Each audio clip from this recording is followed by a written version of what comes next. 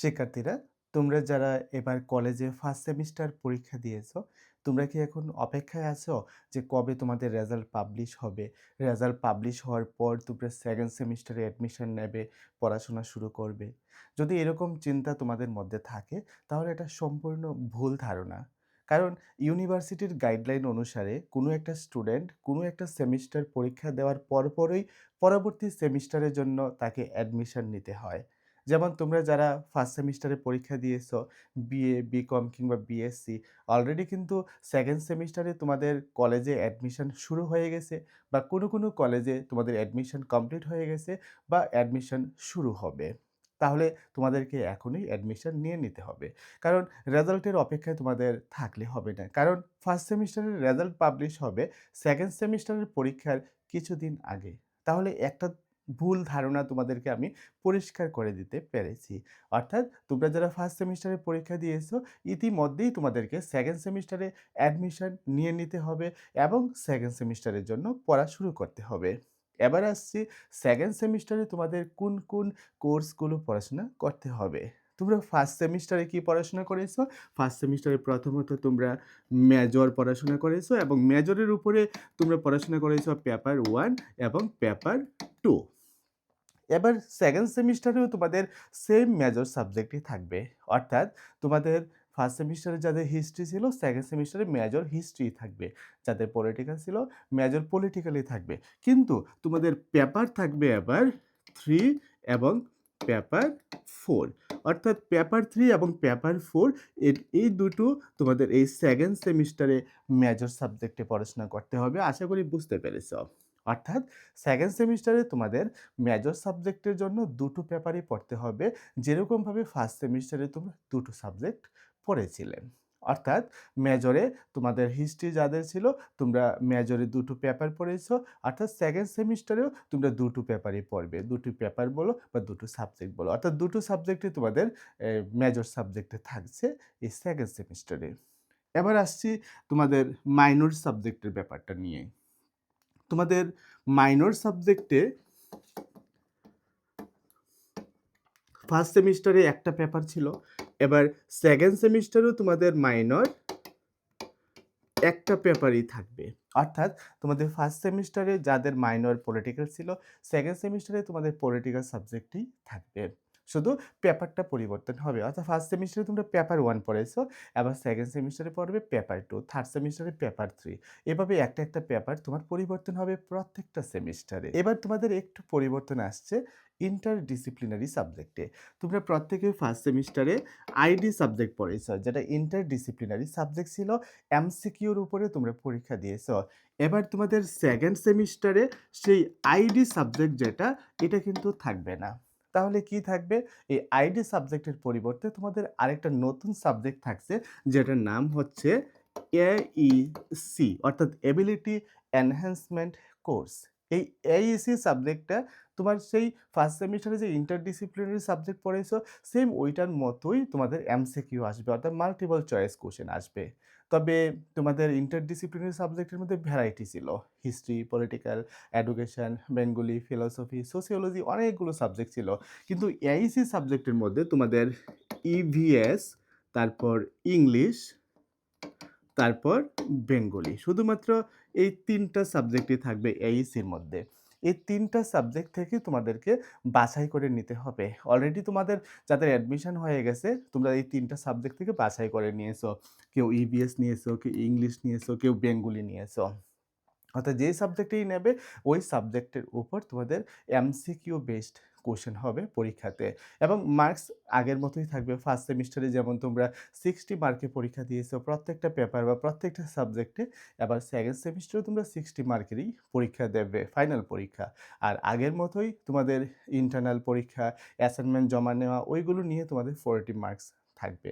অর্থাৎ সেকেন্ড সেমিস্টারে তোমাদের মেজর সাবজেক্ট দুটো পেপার পড়তে হবে, মাইনর সাবজেক্টে একটি পেপার পড়তে হবে এবং এইসি সাবজেক্ট থাকবে একটি। এবং পাশাপাশি তোমাদের যে এক্সট্রা সাবজেক্টগুলো ছিল, অর্থাৎ তোমাদের ভ্যাক যেটা হচ্ছে ভ্যালু এডেড কোর্স, তারপরে সেক যেটা হচ্ছে স্কিল এনহ্যান্সমেন্ট কোর্স, এই যে সাবজেক্টগুলো তোমাদের ছিল ফার্স্ট সেমিস্টারে, সেম সাবজেক্টগুলো আবার সেকেন্ড সেমিস্টারে তোমাদের থাকবে। কিন্তু তোমাদের একটু পরিবর্তন হবে। অর্থাৎ ভ্যালুয়েটেড এর মধ্যে তোমরা ফার্স্ট সেমিস্টারে যে সাবজেক্টগুলো নিয়েছিলা, এটা সেকেন্ড সেমিস্টারে থাকবে না, পরিবর্তন হবে। আবার সেকের মধ্যে ফার্স্ট সেমিস্টারে তোমরা যেটা নিয়েছিলা, ওটা সেকেন্ড সেমিস্টারে পরিবর্তন হবে। যেমন কথার কথা, কেউ যদি ফার্স্ট সেমিস্টারে ফিজিক্যাল এডুকেশনের উপরে পড়ে থাকো, এবার সেকেন্ড সেমিস্টারে তোমাকে ইয়োগার উপরে পড়তে হবে। কেউ যদি ফার্স্ট সেমিস্টারে ভার্মিকালচার, ভার্মি কম্পোস্টিং নিয়ে থাকো, এবার সেকেন্ড সেমিস্টারে এই ভার্মিকালচার, ভার্মি কম্পোস্টিং তোমার থাকবে না। তোমাকে অন্য একটা সাবজেক্ট নিতে হবে। অর্থাৎ স্কিল এনহ্যান্সমেন্ট কোর্স এবং ভ্যালুয়েটেড কোর্সের মধ্যে ৫ থেকে ৬ টা করে সাবজেক্ট রয়েছে।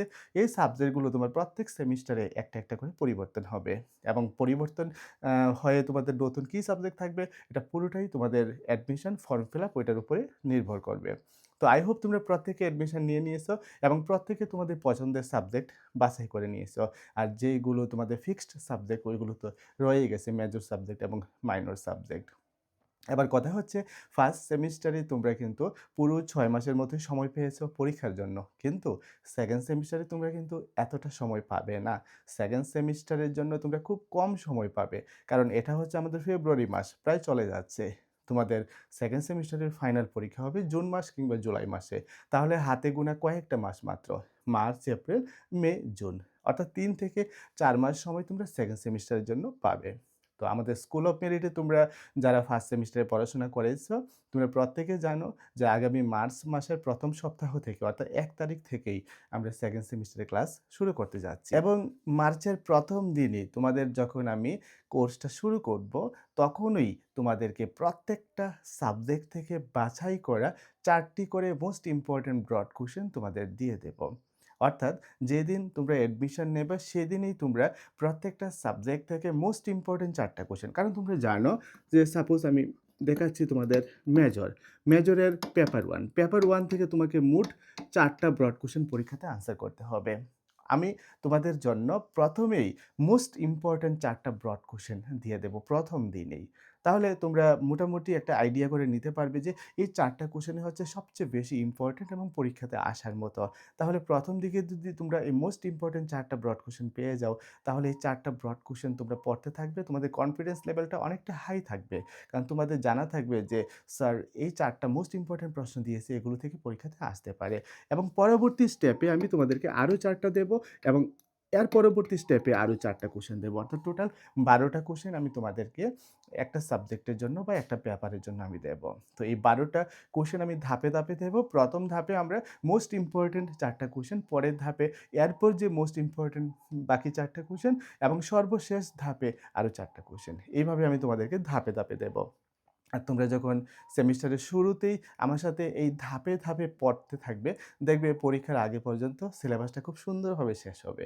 কারণ ফার্স্ট সেমিস্টার পরীক্ষা দিতে গিয়ে প্রত্যেকে কিন্তু একটা এক্সপেরিয়েন্স নিয়েছো যে পড়া জমিয়ে রাখলে পরীক্ষার আগে এত প্রশ্ন শিখা যায় না। যদি সেমিস্টারের শুরু থেকে তোমরা আমার সাথে শিখতে থাকো, তাহলে দেখবে যে অল্প সময়ের মধ্যে সিলেবাসটা ভালোভাবে শেষ হবে এবং পরীক্ষার জন্য একটা ভালো বা সুন্দর প্রস্তুতি তোমাদের তৈরি হবে। তোমরা যারা অলরেডি অ্যাডমিশন নিয়ে নিয়েছো, তোমরা তো মার্চের ফার্স্ট উইক থেকেই স্টাডি শুরু করছো। আর যারা এখনো অ্যাডমিশন নাওনি, তোমরা কিছুদিনের মধ্যেই অর্থাৎ মার্চের ১ তারিখের আগেই তোমরা আমাদের স্কুল অফ মেরিটের মোবাইল অ্যাপ্লিকেশনে এনরোল করে নেবে তোমাদের সাবজেক্টগুলোর জন্য এবং প্রথম থেকেই তোমরা স্টাডি শুরু করবে। আর তোমরা যারা আমাদের school of merit online platform সম্পর্কে কিছু জানো না, আমি তোমাদের উদ্দেশ্যে বলছি, গুগল প্লে স্টোরে স্কুল অফ মেরিটের মোবাইল অ্যাপ্লিকেশন রয়েছে। এখান থেকে তুমি মোবাইল অ্যাপটা ইনস্টল করে নিলেই আমাদের সাথে নিয়মিত অনলাইনে ক্লাস করতে পারবে, স্টাডি ম্যাটেরিয়াল পাবে।